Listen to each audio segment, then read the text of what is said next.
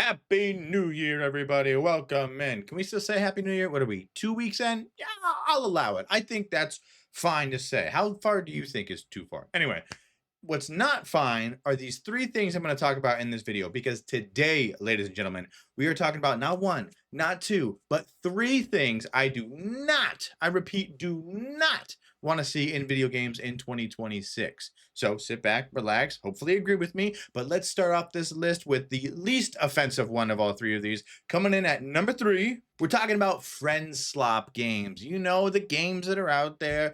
RV There Yet, Peak, Schedule One, Among Us, and all the other types of games that have come out in the last 4 or 5 years about the video game slop, where they're games that solely rely on a group of friends for the enjoyment. Now, as a video game developer, there is a multiplayer aspect that you should always do. Games that require co-op and cooperative are some of the best ones out there. Split Fiction is a very good game of the past that has sort of solidified itself in that genre of games that you need someone to play with in order to enjoy. However, if the game's so all the enjoyment from the game is solely based around the social enjoyment of your friends, then I don't think that's a very positive games. When you look at games like Peak, when you look at games like RV There Yet, when you look at games like Free for Fall, all those games are fun games in themselves, but you need to bring something with you to the game. You need to bring friends with you. You need to bring acquaintances with you. And then those chemistries need to match up in order for that game to be fun.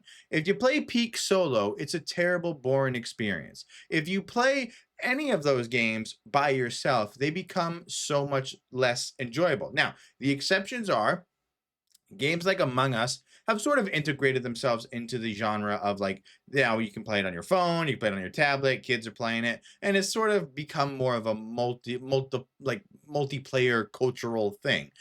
Games like Schedule One, I do think there was quite a bit of time spent in the Schedule One solo experience. Again, playing with someone amplifies the experience, but it's not reliant on it. There are games out there where the whole premise of the game is a group of people to play socially and it's a deception game. There are deception games out there, but these aren't deception games. I'm not talking about games that are about deception that you need a microphone for and you need to sort of try to figure out who's who and who's lying and things like that. Those games are their own genre. What I am purely talking about is the very minimalistic graphics looking like it's just thrown together. They all copy and paste the same visuals, and then the premise is what's different, but they all need to rely on you bringing people to you. I just don't want to see it anymore. I think those games are cheap games that just get money and to just kind of move on. There's no game like it that is progressed. You look at a game like Phasmophobia. Again, that's a horror game and it's a game that you can play solo, but it's infinitely better when you play with friends.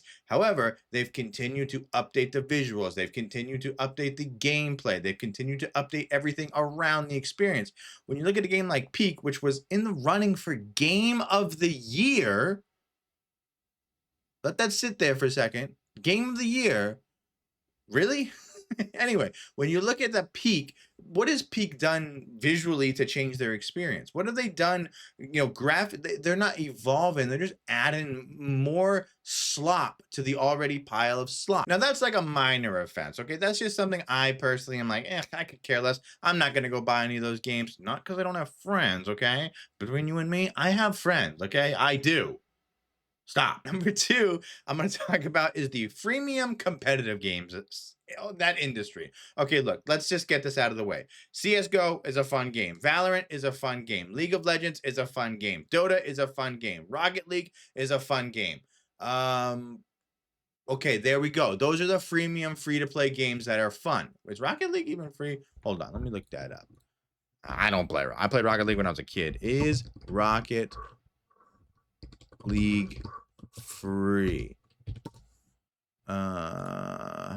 Yes, Rocket League is a free to play. Okay. So anyway, besides all those, if everything below those is a terrible experience. And I think when you look at what gaming has done over the last 3 or 4 years with these free to play games of like, hey, ultra competitive, come rank up and be one of the best players of Splitgate, Split Fiction, Split Tomato, all these other games that have really tried to carve their niche into it. It's just so terrible because it's the same cycle. You get in, you play the game for free, it's a little bit of fun, you buy a battle pass, you buy some skins, and within 12 months, the game is shut down. They yoinked you for all your money. The streamer who wanted to create his own very own game doesn't even play his own game anymore, and nobody cares about these. And they take the money that they had from you and they move on. Now, I'm sure the games probably shut down because they don't make a profit. However, as a consumer, when you give a company money, you're not worried about what they get for that money. You're worried about getting what you pay for. You're not worried about giving them money to support them and pay their bills. You want that skin, so you pay for that skin. You expect that skin. And we're just seeing it time and time again that you'll pay your real money for that skin, and then the company shuts down and the game goes belly up and nobody cares about the game anymore. And then you feel like you just got robbed for 30, 40, 50 bucks. And you're like, what the heck is going on? Stop with that format. Make games not free anymore. But that's a video in of itself I could talk about, whenever I can get the editing skills to do it. But none of those compare to my number one most important thing I do not want to see in video games moving forward. Now, when writing this script and getting this video together, I changed the title of this so many times. Now, I don't think my core message of what I wanted it to be has changed. That's kind of stayed the same. But again, it's just the name of how I'm trying to describe what I'm trying to say is what's proven to be difficult. So if you know the answer, then comment down below. But what I wrote down was the main character syndrome in single player games. Now, when I first started out with this script, I think I wrote it. I think I put something like fantasy games, and what I meant by fantasy is like I don't like the RPG style of games anymore. When you can just become like Johnny bad kick butt guy, right? When you can just become like super ultra mega like you're the superhero, you're the guy who can just destroy everyone. But that's not really related to just fantasy games. Although there is an aspect that feels like a fantasy. What I ended up going with is the main character syndrome.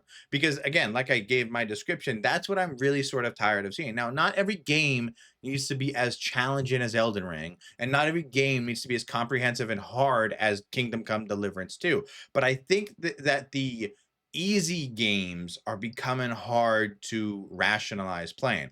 I think a game like Avowed, which although I put it in my video of worst games of 2025, it really could have gone in a video of most disappointing games for 2025 because this was just a game that there was no challenge to it. And so when you mix no challenge with bad voice acting, with bad scripts that these characters are reading, when you mix all that stuff together, then it becomes bad. And I think if you take a game like Avowed and you were to sprinkle in all the bad things that came with it, or a game like Starfield, if you want to go the other direction, and you sprinkle in all Outer Worlds, I mean, they're all just flowing now. When you sprinkle in these games that have like mediocre at best outside things and then not challenge in combat, then the game will become boring. But if you take all the mediocre stuff aside and you make the combat hard or fulfilling or rewarding or worth the challenge of learning how to adapt to it, then I think it can become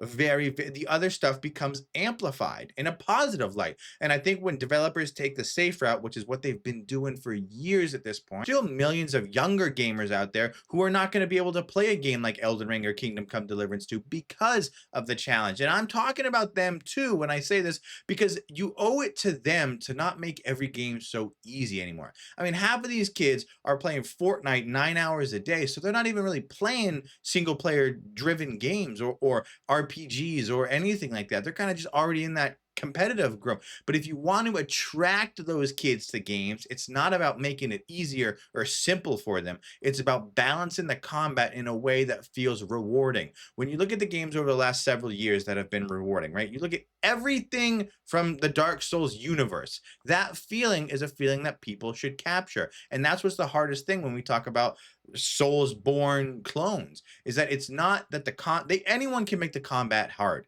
We look at Berserk, we look at Code Vein, we look at Mortal Shell, we look at all these other games that have done relatively well, but the challenge becomes making the combat feel rewarding. And when you don't respect the gamer and you just make it simple and easy for them, then everything else that's bad sinks down to be bad with it. But that's it, ladies and gentlemen. Those are the three things I do not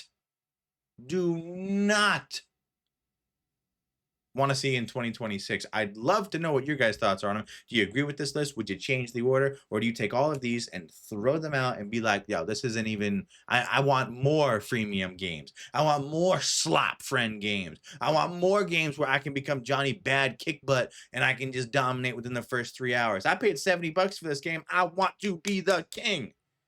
If you want games like that and you feel like that's the way out there, let me know so I can know that I'm wrong and you're right. But thank you so much for watching. Make sure to look out for the newest videos coming every single week, and I will see you guys later. Bye, bye, bye, bye, bye.